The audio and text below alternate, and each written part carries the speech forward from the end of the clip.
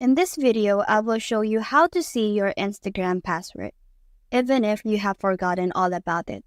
Now, the first thing you're going to do is to tap on the profile icon on the lower corner, and then click on the three lines on the upper right corner. Click on Account Center. You just have to scroll down and you will see Password and Security. You just have to click that, and then tap on Save Logged In.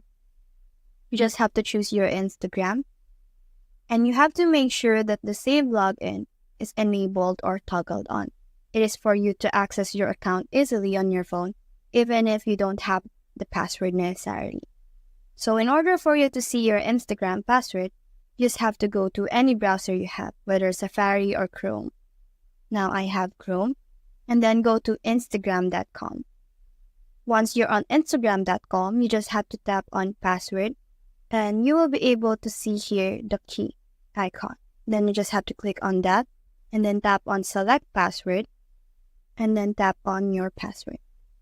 You just have to click on Show in order for you to see your password. So that's it. That's the whole process.